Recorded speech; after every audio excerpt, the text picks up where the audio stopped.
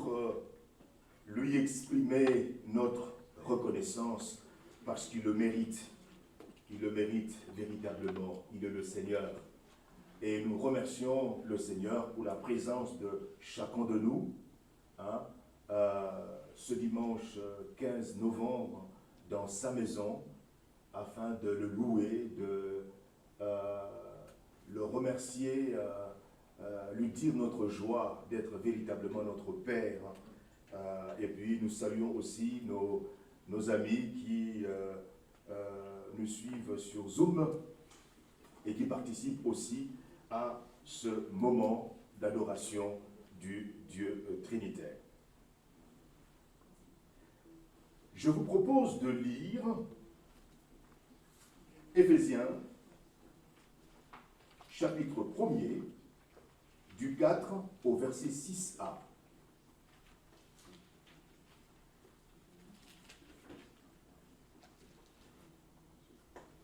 En lui, c'est-à-dire en Christ, Dieu le Père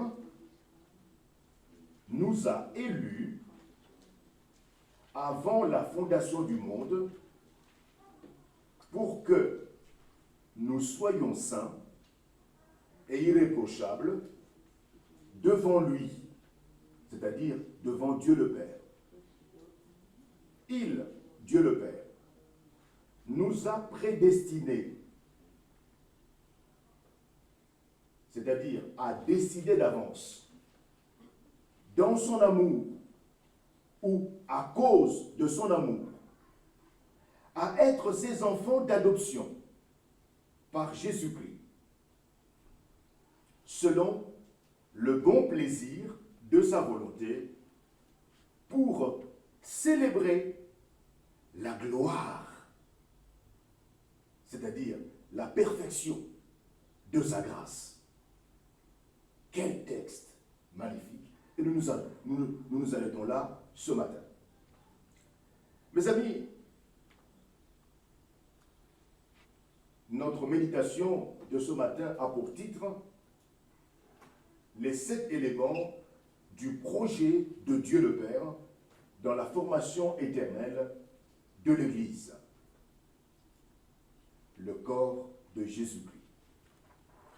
Les 7 éléments du projet de Dieu le Père dans la formation éternelle de l'Église, le corps de Jésus-Christ. En Éphésiens, chapitre 1, versets 4 à 6, Paul nous a révélé la part que le plan de Dieu le Père a joué dans l'éternité passée, dans la formation de l'Église, le corps de Jésus-Christ. L'apôtre Paul nous présente ce projet de Dieu le Père en 7 éléments. Le premier élément, la méthode qu'il a utilisée pour concevoir ce projet, c'est l'élection. Le deuxième élément, l'objet de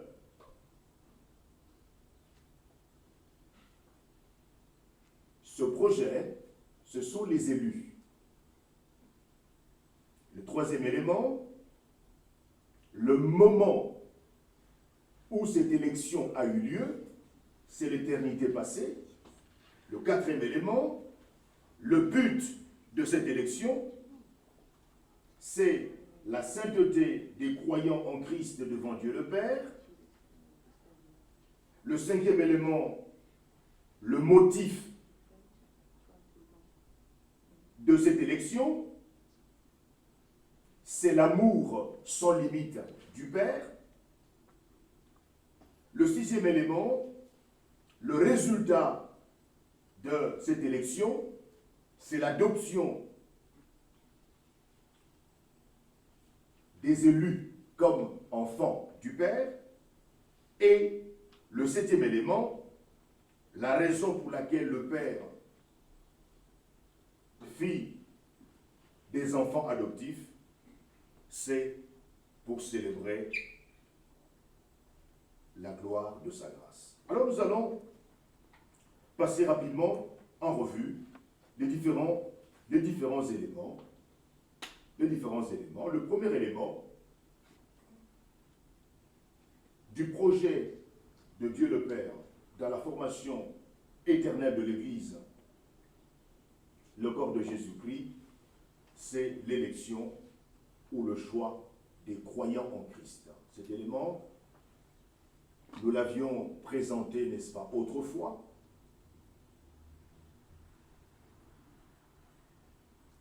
L'élection. Lorsque nous parlons de l'élection, eh bien, la Bible parle de 3 sortes d'élections. La première sorte d'élection, c'est l'élection théocratique d'Israël par Dieu. C'est-à-dire, Dieu a choisi un peuple, c'est le peuple d'Israël, pour lui confier un mandat. Deutéronome 7,6. Car tu es un peuple saint pour l'Éternel, ton Dieu. L'Éternel, ton Dieu, t'a choisi pour que tu sois un peuple qui lui appartienne entre tous les peuples qui sont sur la face de la terre. Donc attention, cette élection, ce choix que Dieu a fait d'un peuple, le peuple d'Israël, n'avait aucun effet sur le salut personnel des Israélites. Ce n'est pas parce que Dieu a choisi le peuple d'Israël que chaque individu qui appartient à ce peuple d'Israël est sauvé, est un enfant de Dieu. Non!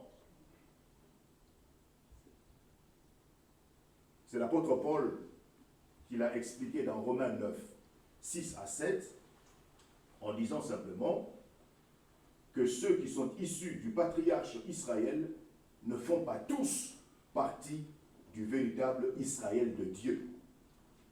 Comme les descendants d'Abraham ne sont pas tous des fils d'Abraham, c'est-à-dire des enfants de Dieu, par le seul fait de leur naissance dans la famille du patriarche. Donc les enfants d'Isaac, évidemment, car Dieu a dit à Abraham, les enfants d'Isaac seront ta véritable descendance, eux seuls porteront ton nom. Donc le fait de descendre physiquement d'Abraham, le père des Hébreux, ne signifiait pas qu'on descendait de lui en tant que père des croyants. Donc pour que un Israélite qui fait partie du peuple d'Israël soit un enfant de Dieu, il doit placer sa foi en l'Éternel. Amen.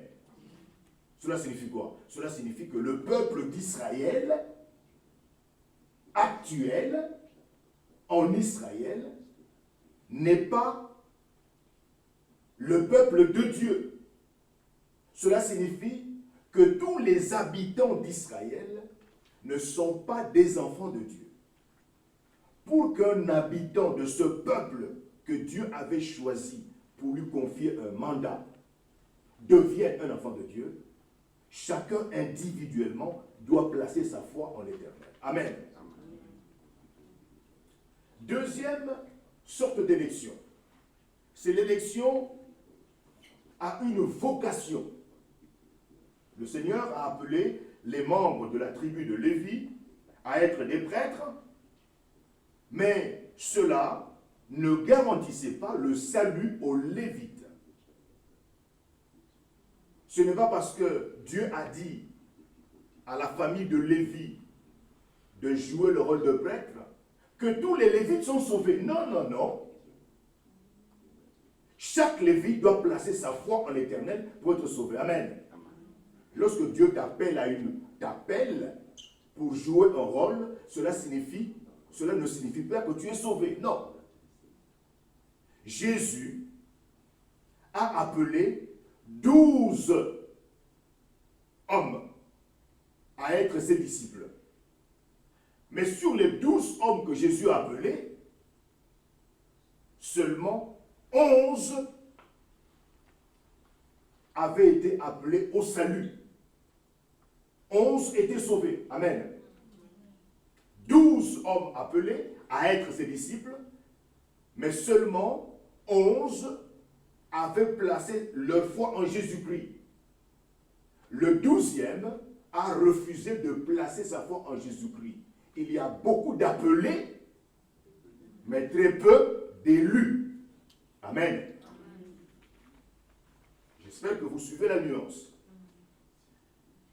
Troisième, donc cela signifie, l'appel à une vocation ne signifie pas que vous êtes sauvé. Dieu vous appelle à assumer une responsabilité. Mais lorsque Dieu a appelé Cyrus, l'empereur païen Cyrus, mon serviteur, cela ne signifie pas que Cyrus était devenu croyant en l'Éternel. Non. Serviteur parce qu'il a joué un rôle. Il a été un instrument entre les mains de Dieu pour accomplir la volonté de Dieu, mais il n'était pas sauvé pour autant. Pour être sauvé, il fallait qu'il place sa foi en Dieu, en l'Éternel. Troisième sorte de l'élection, c'est l'élection au salut. Eh bien, c'est de cette élection dont l'apôtre Paul parle dans notre texte ici, d'Éphésiens. Jésus a dit dans Jean 6, 44, « Nul ne peut venir à moi si le Père qui m'a envoyé ne l'attire. » Personne ne peut venir à Jésus-Christ si le Père qui a envoyé Jésus n'attire cet individu vers Jésus. Attirer, c'est une force irrésistible. Voyez-vous? Et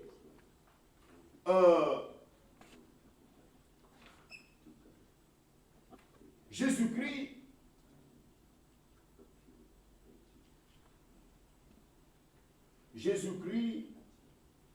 a parlé donc de l'action du Père, une action irrésistible, mais il y a aussi la responsabilité, n'est-ce pas, de l'être humain. L'homme est libre, mais dans un contexte non libre. L'homme a une volonté que la Bible reconnaît. Sans Dieu le Père, la volonté de l'homme est prisonnière du péché, mais l'homme peut choisir Dieu le Père parce que Dieu a rendu ce choix possible. Jésus a dit, « Quiconque croit en lui ne pourra point, ne périra point, mais à la vie éternelle. » Jean 3,16. Quiconque vit et croit en Jésus ne mourra jamais. Alors, Jésus-Christ, dans Jean 6, 37, a fait une déclaration qui associe les deux réalités. L'action du Père et l'action de l'homme. Quand il a dit,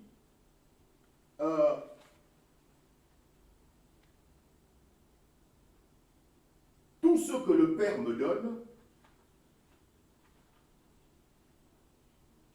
quand tout ce que le Père me donne, quand dans l'éternité passée, quand il avait décidé d'attirer les croyants en Jésus-Christ à lui, tout ce que le Père me donne vienne à moi. Ça, c'est l'action du Père. Et cette action du Père, malheureusement, ne dépend pas de ce que l'homme fait.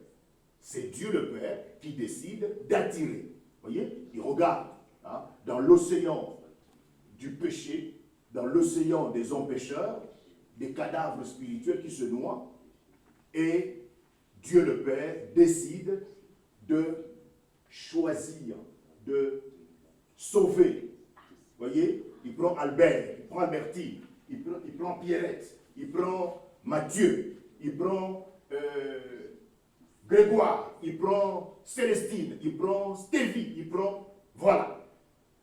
Et les autres cadavres restent. D'accord? Ceux-là sont pris par le Père. D'une part. Deuxièmement, Jésus dit, je ne mettrai pas dehors celui qui vient à moi. Tiens. Je ne mettrai pas dehors celui qui vient à moi. C'est-à-dire, l'individu qui décide maintenant, après avoir écouté mon message, la bonne nouvelle du salut gratuit par la foi en Jésus-Christ, de venir à moi, parce que cet individu s'est repenti et s'est converti à Christ, je ne le rejetterai pas. Là, c'est l'homme qui a décidé. Alors maintenant, le problème, c'est que il y a ces deux vérités, c'est-à-dire la première vérité qui parle de la souveraineté de Dieu le Père qui a choisi seul des individus dans l'éternité passée, avant même que ces individus ne naissent. Et deuxièmement, lorsque ces individus sont nés, ils ont écouté la bonne nouvelle du salut gratuit par la foi en Jésus-Christ et ont décidé de se repentir et de se convertir à Christ. Ils ont choisi. Je ne rejetterai pas quiconque décide de venir à moi, Jésus. C'est-à-dire, quiconque décide de se repentir et de se convertir. Quiconque décide de se repentir et de se convertir, dit Jésus, je ne le rejetterai pas. Très bien. Maintenant, la grande question est de savoir ce qu'il en est, n'est-ce pas, de ma vie aujourd'hui. Qui suis-je? L'apôtre Paul est en train de parler du projet que Dieu le Père a conçu dans l'éternité passée en choisissant ceux qu'il avait sauvés en Jésus-Christ et en les incorporant dans le corps de Jésus. Mais ce corps de Jésus était encore invisible. Invisible. Alors, l'Église a deux aspects. Un aspect visible, c'est l'Église locale, telle que nous sommes là, et un aspect invisible. Tous ceux qui écoutent la bonne nouvelle du salut gratuit par la foi en Jésus-Christ et qui prennent la décision de se repentir, c'est-à-dire de renoncer à Satan comme père spirituel, de renoncer à l'occultisme, de renoncer à leur péché personnel et de se convertir à Jésus, c'est-à-dire de se tourner vers Dieu le Père et d'accepter que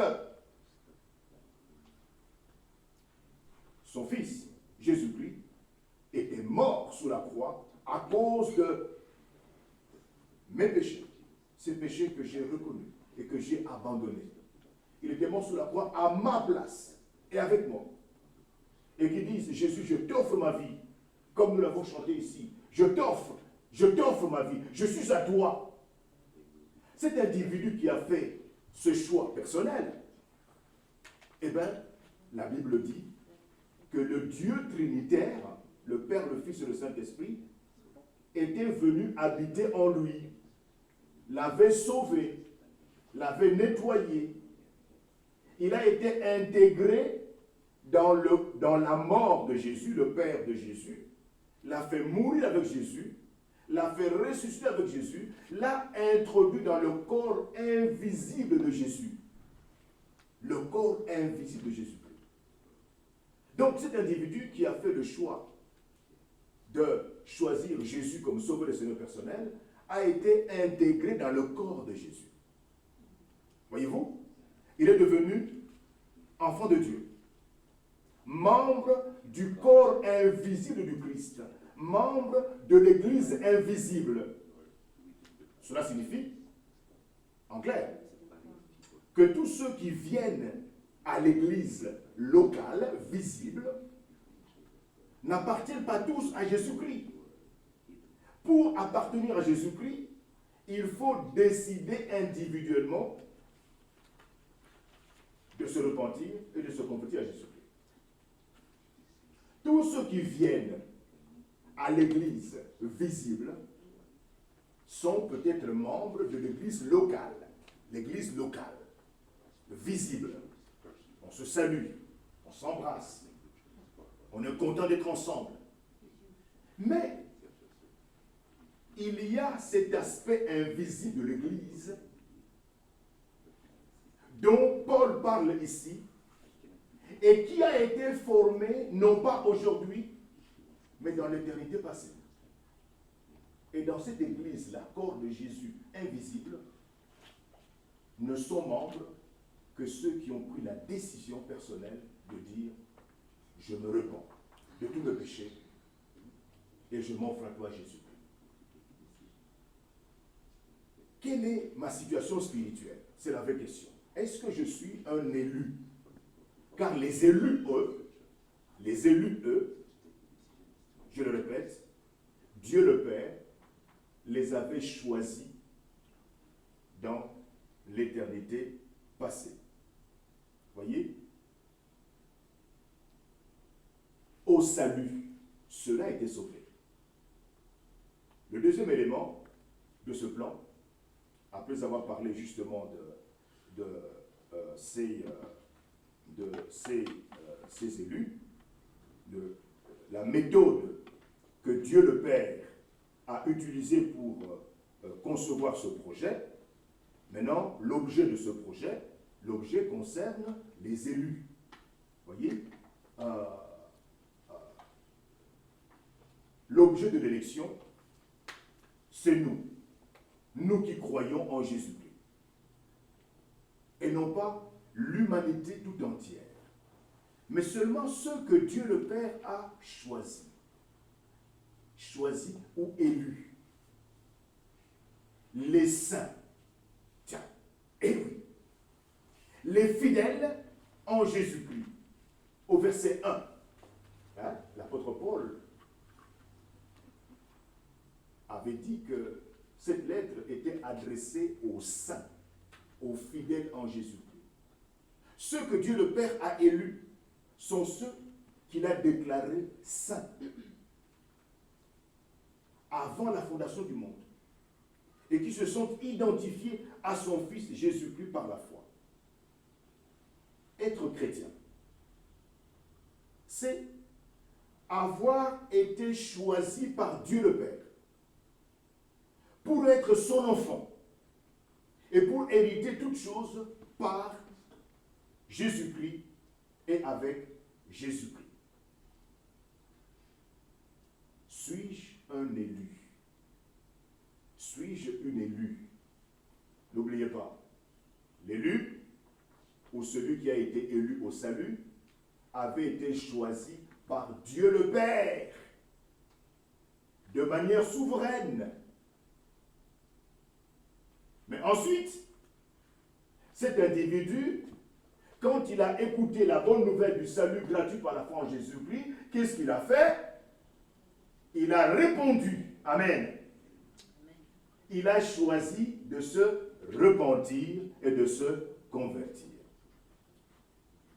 C'est pourquoi, étant donné qu'il y a des élus dans le monde, des élus au salut dans le monde, que Dieu avait déjà choisi depuis l'éternité passée, avant la fondation du monde, et qui n'ont pas encore entendu la bonne nouvelle du salut gratuit par la foi en Jésus-Christ, qui sont encore des païens aujourd'hui, nous devons, nous qui sommes des élus aujourd'hui, aller proclamer l'évangile. Amen. Amen. Nous devons proclamer l'évangile. Le païen que nous connaissons, le cadavre spirituel que nous connaissons, est peut-être un élu au salut, qui attend simplement l'annonce de l'Évangile, la bonne nouvelle de l'Évangile. Et n'oubliez pas ce que Jésus a dit dans Jean 6, 37, « Tout ce que le Père me donne viendront à moi de manière irrésistible, indéniable. Ils viendront obligatoirement à moi. » Ça, c'est la part du Père, déjà réalisée dans l'éternité passée. Je, Jésus, ne rejetterai pas quiconque décide de venir à moi. Après avoir écouté la bonne nouvelle du salut gratuit par la foi en Jésus-Christ, qui se laisse convaincre qu'il est perdu, qui se laisse convaincre que son papa spirituel c'est le diable, et qui prend la décision de dire « Je renonce à Satan comme père spirituel, je renonce à l'occultisme, je renonce à ma vie de désordre, Jésus, je t'offre ma vie. Je te reconnais comme étant le maître de ma vie. » Jésus dit « Je ne rejetterai jamais quiconque prend telle décision. » Amen. C'est pourquoi personne ne peut dire « Ah ben, vous savez, puisque Dieu le Père a déjà choisi les élus, alors moi, je n'ai pas été élu. Alors, je ne sais pas, moi, est-ce que je fais partie des élus? Je n'en sais rien. » Non. Tu peux savoir si tu es élu en répondant à l'appel que Dieu le Père t'a lancé du haut de la croix de Golgotha, où son Fils a été suspendu sous la croix. Il était là, pourquoi? À cause de toi, de tes péchés. Il était là sous la croix, pourquoi? Parce que tu es né pécheur, vendu à Satan, et que Satan a fait des projets diaboliques pour te détruire. Mais il était mort pour que tu sois libre. Amen. Donc si tu décides d'être libre, tu seras libre. Mais si tu refuses, tu continueras à être prisonnier. Et le diable finira par conjuguer sur toi les 3 verbes, n'est-ce pas, de Jean 10, voler, égorger, détruire. Est-ce que tu veux être libre? Mais c'est à toi de décider. C'est à toi de décider. C'est à toi de dire, je décide de me repentir et de me convertir. Me repentir en décidant de renoncer à Satan comme père spirituel, de renoncer à l'occultisme, de renoncer à ma vie de désordre et de dire à Jésus-Christ, je reconnais que tu es mort sur la croix à cause de mes péchés. Je t'offre ma vie. Si tu prends ces décisions, tu comprendras que tu as été élu. Amen. Amen. Le troisième élément du plan ou du projet de Dieu le Père dans la formation éternelle de l'Église, le corps de Jésus-Christ, c'est le moment où cette élection eut lieu. Quand est-ce que cette élection fut réalisée par Dieu le Père? C'est dans l'éternité passée, avant la fondation du monde. Dieu le Père nous a élus. Nous a élus. Nous qui? Nous qui avions choisi Jésus comme Sauveur et Seigneur personnel. Amen. Amen. Dieu le Père nous a élus, nous a choisis. Il s'agit de l'élection au salut. Avant la fondation du monde, Dieu le Père a décidé d'avance que nous soyons à lui. Dieu le Père nous a souverainement prédestinés à être à lui. Prédestiné à être à lui signifie qu'il a décidé d'avance que nous lui appartenions, que nous soyons à lui. Avant la création du monde, tiens, avant la création de l'univers, avant la chute, avant que Adam et Ève ne puissent tomber dans le péché, il nous avait choisis. Il nous avait choisis avant les alliances, avant la loi de Moïse.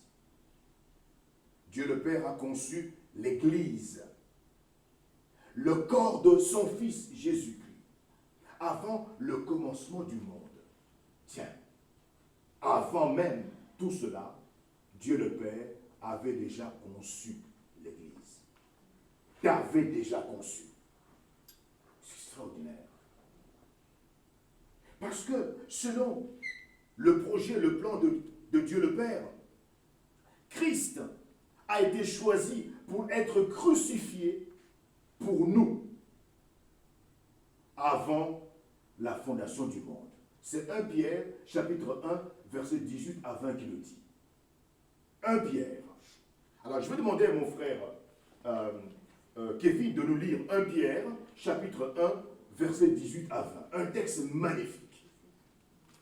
Dieu le Père avait déjà planifié dans l'éternité le sacrifice de son Fils. Oui. Oui. 1 Pierre 1, 18 à 20. Lisons. Vous le savez en effet, ce n'est pas par des choses corruptibles comme l'argent ou l'or que vous avez été rachetés de la manière de vivre dépourvue de sens que vous avez transmise vos ancêtres, mais par le sang précieux de Christ qui s'est sacrifié comme un agneau sans défaut et sans tache. Prédestiné avant la création du monde, il a été révélé dans les derniers temps à cause de vous. Amen. Amen. Prédestiné avant la fondation du monde. Vous comprenez? Avant la fondation du monde, Dieu le Père avait déjà choisi Christ pour être crucifié pour nous. Nous avons été désignés pour le salut par ce même plan et en même temps. Tiens, et c'est alors que notre héritage du royaume de Dieu le Père a été déterminé. Matthieu 25, 34. Oui, nous avons l'héritage déjà planifié dans l'éternité passée. Nous appartenions à Dieu le Père avant que le temps soit. Et nous serons encore à Dieu le Père longtemps après que le temps sera terminé. Comme croyant en Christ, votre nom a été écrit dès la fondation du monde dans le livre de vie de l'agneau qui a été immolé. Apocalypse chapitre 13, verset 8. Extraordinaire. Votre nom a été écrit dans le livre de l'agneau qui a été immolé avant la fondation du monde. Qu'est-ce que le fait de savoir que j'ai été élu avant la fondation du monde, avant même que je n'existe? Oui, Dieu le Père m'avait déjà choisi.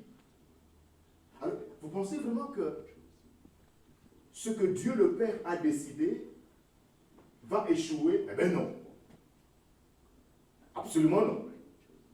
Amen. Amen.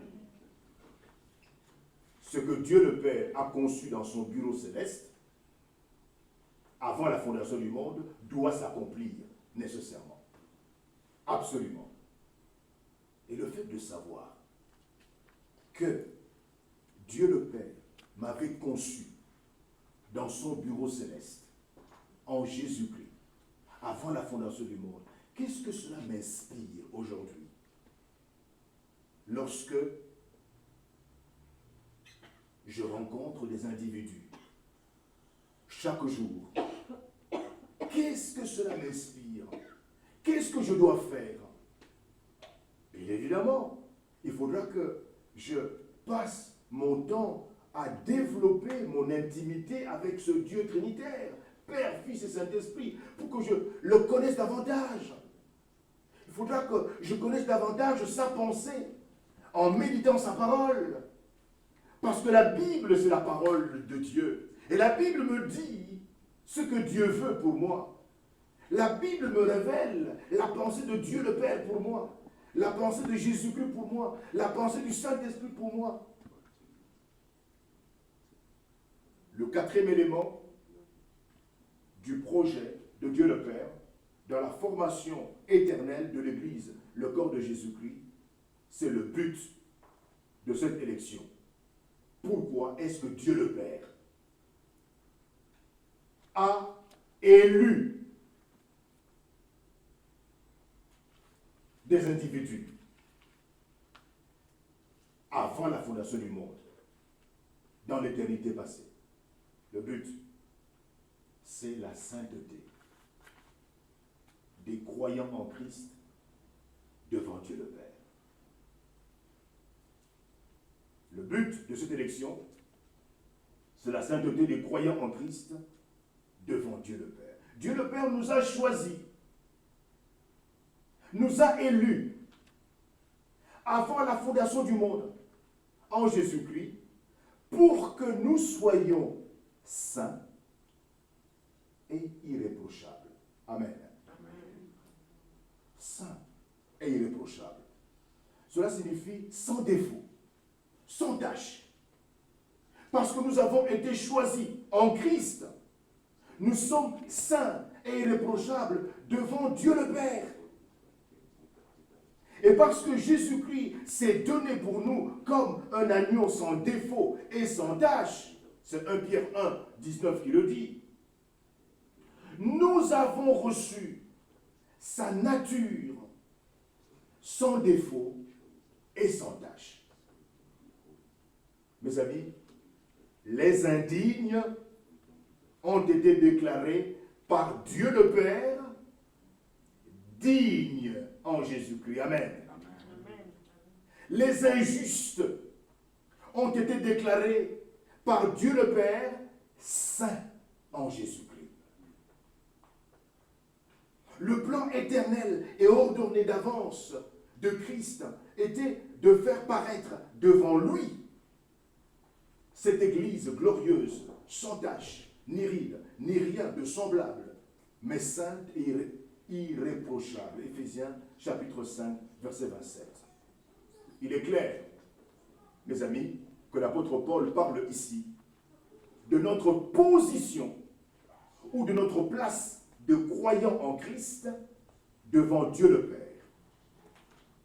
Paul ne parle pas ici de notre comportement, de notre conduite.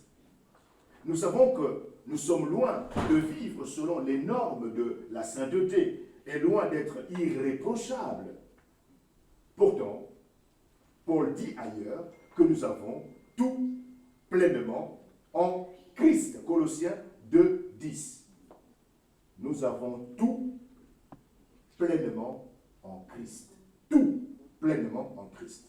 Mes amis, puisque Dieu le Père et Dieu le Fils sont un, et que nous avons tout pleinement en Christ, selon Colossiens 2, 10, tout ce que Dieu le Père est, nous le devenons en Jésus-Christ. Extraordinaire. C'est pourquoi notre salut est assuré. Nous possédons la justice parfaite de Christ. Il se peut que notre comportement ne soit pas toujours bon, mais notre position de croyant en Christ devant Dieu le Père, oui, cette position en Christ devant Dieu le Père ne peut jamais changer. Pourquoi? Parce qu'elle demeure toujours devant Dieu le Père la même position. Amen. Sainte et irréprochable. Et c'est la même position de Christ. Nous sommes autant en sécurité que notre Sauveur lui-même. Pourquoi? Parce que nous sommes en lui, attendant la pleine rédemption, délivrance et la glorieuse sainteté que nous aurons en sa présence. Et parce que Dieu le Père nous a déclarés saints et irréprochables dans l'éternité passée, avant la création du monde, elle nous fera vraiment saints et irréprochables. Nous devrions nous efforcer de vivre maintenant d'une façon qui reflète la sainteté et la perfection auxquelles nous sommes destinés. Mes amis, Dieu le Père, avant la fondation du monde, nous a déclarés nous a choisis, nous a élus, nous a déclarés saints et irréprochables en Jésus-Christ. C'est la raison pour laquelle nous avons été élus. Mais le fait de connaître cette vérité spirituelle, qu'est-ce que cela doit provoquer dans ma vie aujourd'hui? Bien évidemment, c'est le désir de mener une vie pure, une vie sainte. Amen. Amen. Est-ce que je peux comprendre que, écoutez, Dieu le Père m'a choisi, m'a élu, m'a mis à part pour que je sois saint et irréprochable en lui, devant lui, en Jésus-Christ. Mais le sachant, dans ma vie quotidienne, il faudra que je fuis le péché. Mais celui qui a compris cela doit fuir naturellement le péché, bien évidemment. Mais le fait de le savoir, voyez, dans Matthieu 5,6, Jésus dit, heureux celui qui a un vif désir de vivre selon ce que Dieu demande, car Dieu le lui accordera pleinement. Un vif désir de vivre. Le vif désir de vivre selon ce que Dieu demande, c'est quoi? C'est justement de mener une vie pure, une vie sainte, une vie qui fuit le péché. C'est le résultat dans ma vie. Il est inconcevable que quelqu'un qui appartient à Jésus-Christ puisse aimer le péché, puisse partager dans le péché, puisse être à l'aise dans le péché. Il y a un problème. Il y a vraiment un problème. Non. Je dois fuir le péché. Pourquoi? Parce que la vie de péché est en contradiction avec mon statut. Ce pourquoi Dieu le Père m'avait élu dans l'éternité passée en Jésus-Christ. Je dois être saint, irréprochable.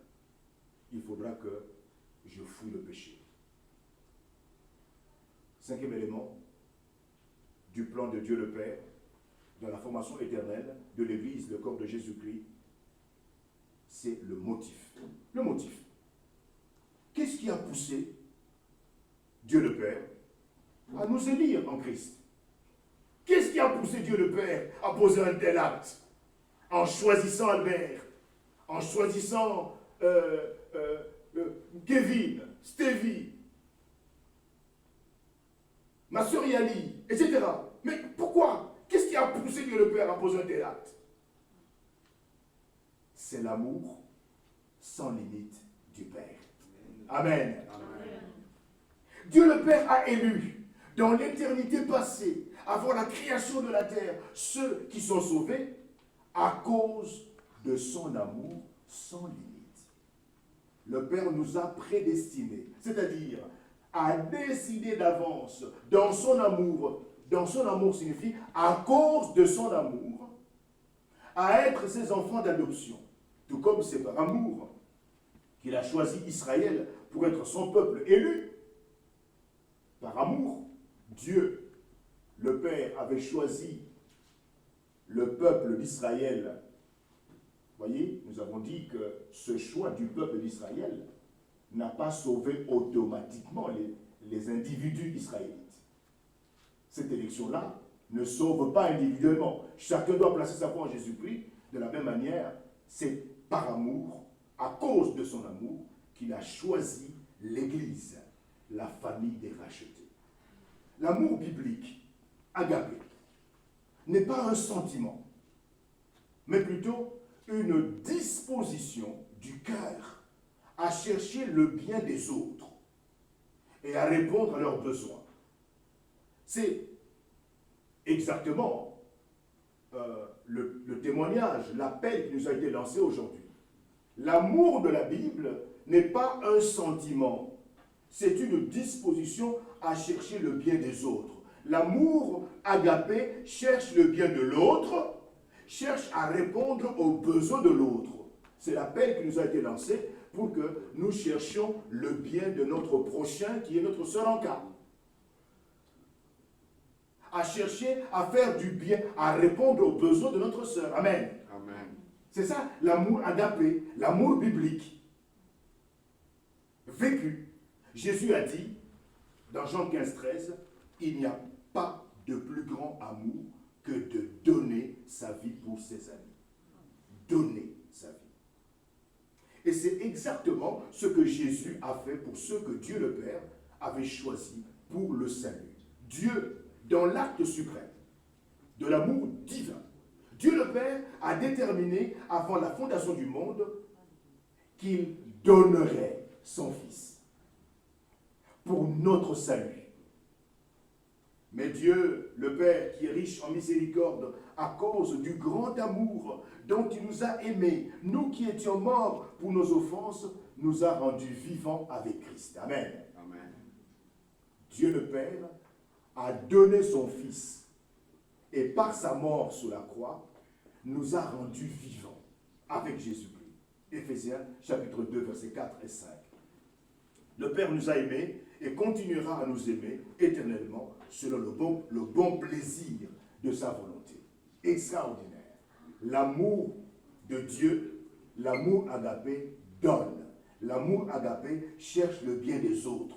L'amour agapé cherche à répondre à leurs besoins. Mes amis, est-ce que je cherche le bien de mon frère, de ma sœur?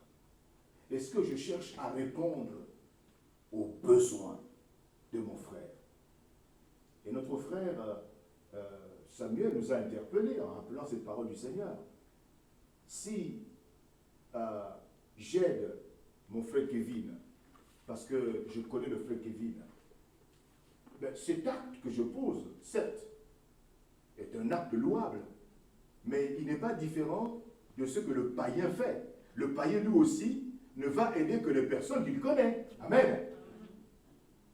Non, l'amour de Dieu s'intéresse aux personnes qui ne nous sont pas familières. Eh oui, c'est très important. Très important. Dieu le Père nous a tellement aimés qu'il a décidé de donner son Fils. Et 1 Pierre nous a révélé que ce Fils, Dieu le Père l'a donné avant la fondation du monde. Extraordinaire. Extraordinaire. 6e élément du plan de Dieu le Père dans la formation éternelle de l'Église, le corps de Jésus-Christ, c'est le résultat de cette élection. Le résultat de cette élection, c'est l'adoption. L'adoption.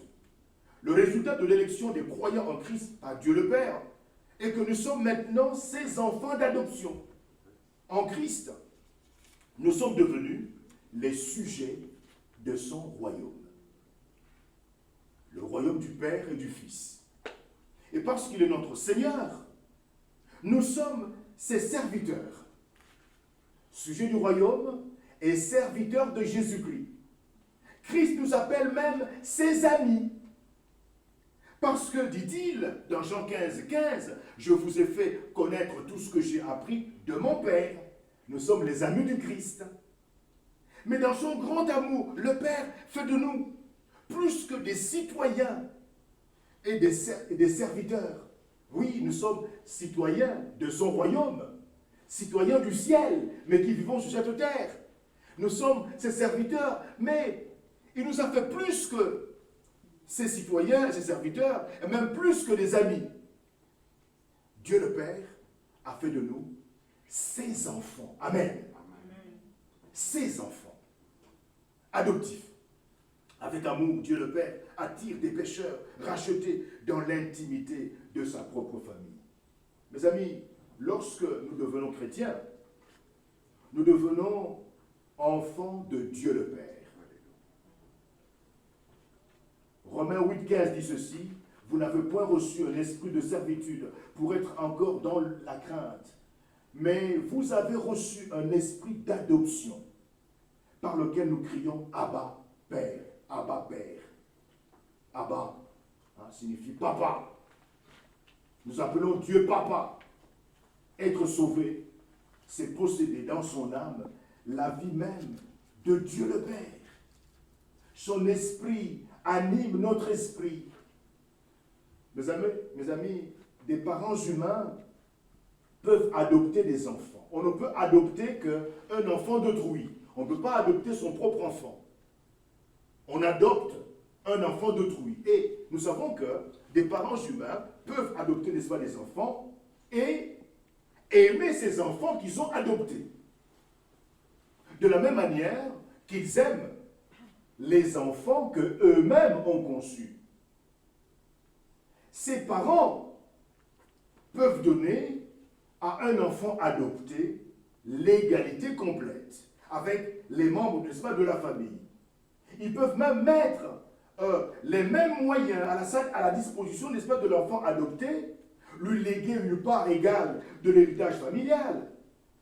Mais mes amis, aucun parent humain ne peut donner à un enfant adopté la nature particulière que lui-même possède. C'est impossible. Impossible. Pourtant, c'est cela que Dieu le Père a fait miraculeusement pour tous ceux qu'il a élus, qu'il a choisis en Christ, et qui ont mis leur foi en son Fils Jésus-Christ. Dieu le Père fait d'eux des fils et des filles semblables à son propre Fils Jésus-Christ. Les chrétiens possèdent non seulement les richesses et les bénédictions du Fils, mais aussi la nature du Fils. Amen. Je possède la nature de Jésus-Christ. Amen. Amen. Jésus-Christ est le Fils unique de la maison du Père. Le Père n'avait qu'un Fils unique, c'est Jésus-Christ. D'accord? Ensuite, Dieu le Père a adopté d'autres enfants. Ah oui, ce sont les enfants qui viennent d'où? De qui? Mais du diable. Amen. Amen. Amen. Et oui, lorsque nous naissons enfants du diable. Ah oui, enfants du diable. Il y a donc un changement de statut. D'enfant du diable vers l'enfant de Dieu. Jean 1,12.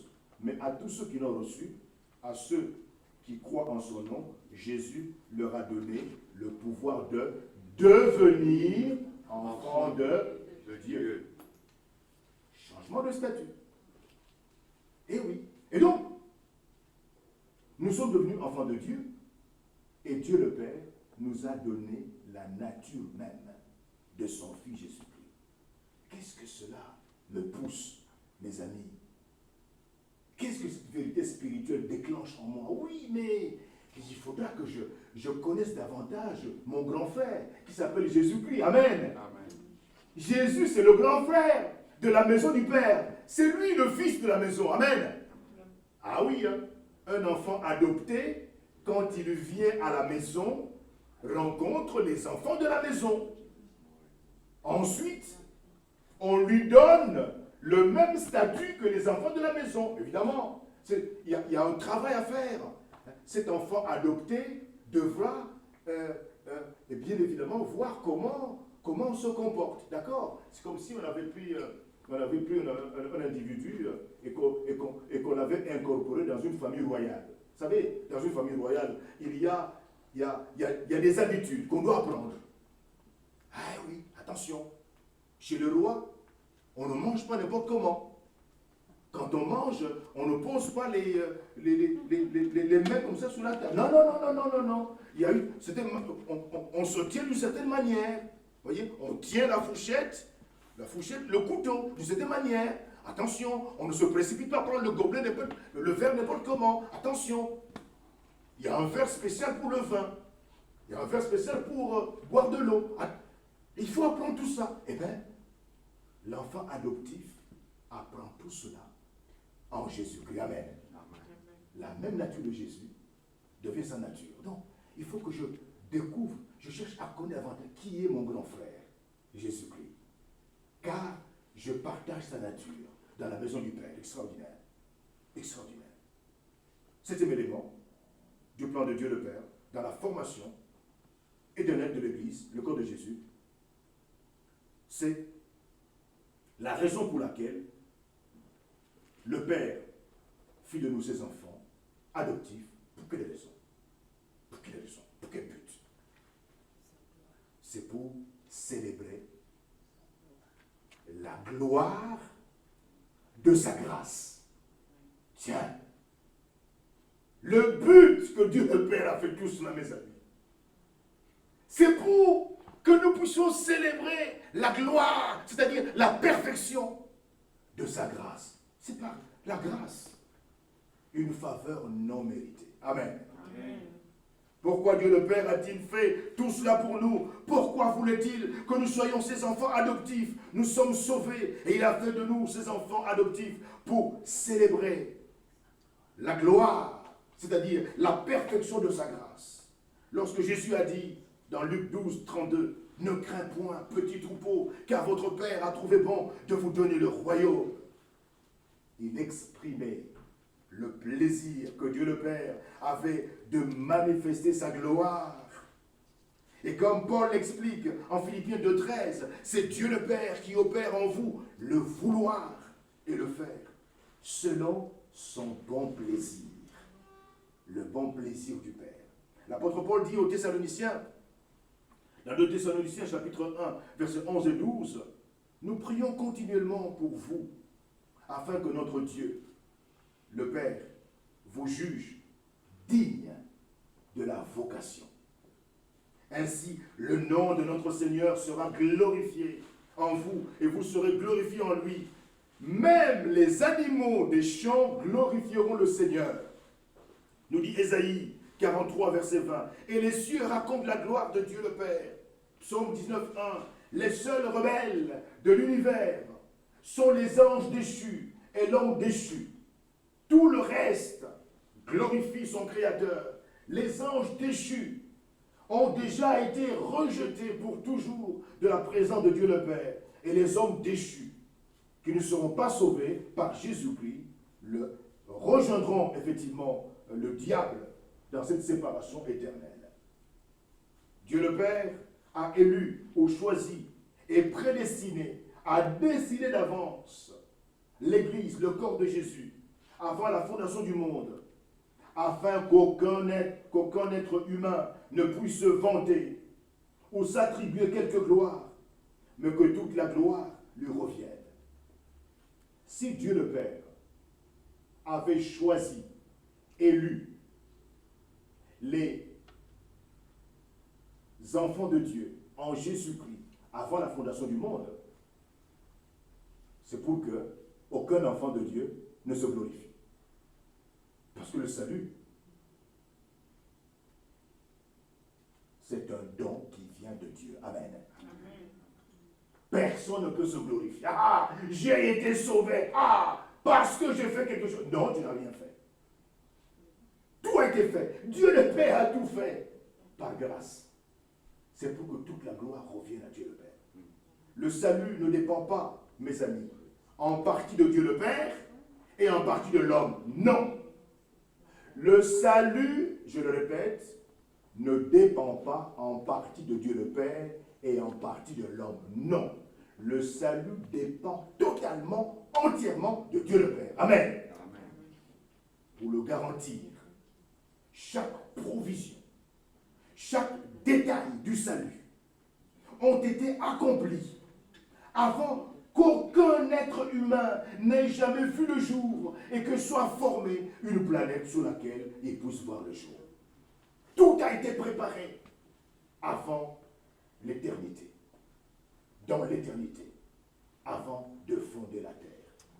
La raison suprême de tout ce qui existe est la gloire de sa grâce. C'est pourquoi, comme enfants de Dieu, les chrétiens devraient faire tout ce qu'ils font chaque jour, même des choses aussi ordinaires que manger et boire pour la gloire de Dieu.